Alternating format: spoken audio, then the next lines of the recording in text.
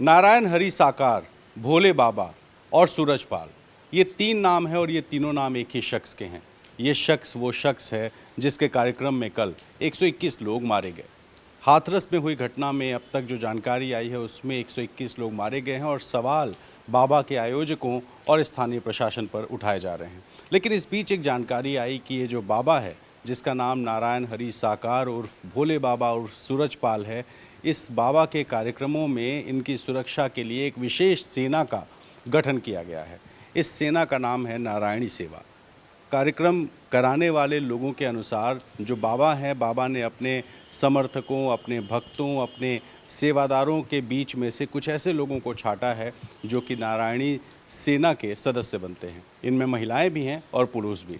बताया जा रहा है कि बाबा के कार्यक्रमों के अंदर, बाबा के आश्रम के अंदर और बाहर, और खुद जब भी बाबा जहाँ भी जाएं वहाँ पर बाबा की सुरक्षा, साथ ही आश्रम की सुरक्षा और कार्यक्रम स्थल की सुरक्षा का सारा जो काम है वो यही नारायणी सेना करती है।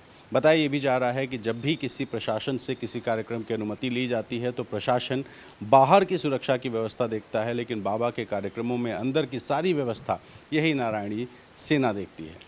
बाबा ने बाकायदा एक ड्रेस कोड बना रखा है जिसमें सफ़ेद रंग के कपड़े पहने जो लोग होते हैं, जिनको ख़ास तौर पे ट्रेनिंग दी जाती है, जो कि बाबा की सुरक्षा करें, कार्यक्रम स्थल का मैनेजमेंट करें, आश्रम की सुरक्षा करें, वहाँ भी मैनेजमेंट करें, और जहाँ भी बाबा जाएं उनके साथ में ये नारायणी सेना के जो चुने हुए कुछ लोग हैं वो जाते हैं।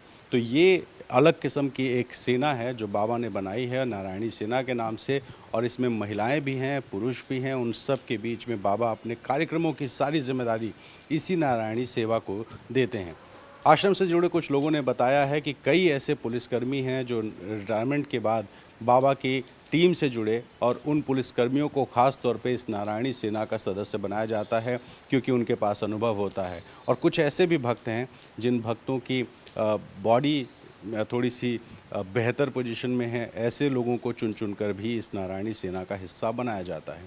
तो ये जो नारायणी सेवा है, ये नारायणी सेना ही कल हाथरस की घटना में भी अंदर जो कार्यक्रम स्थल है वहाँ दिखाई दे रही थी, और ये नारायणी सेना के लोग बाबा की भी सुरक्षा कर रहे थे। और यही जो नारायणी सेना के लोग हैं, ये लोग कार्यक्रम स्थल के अंदर लोगों का भीड़ मैनेजमेंट भी करते दिखाई दिए।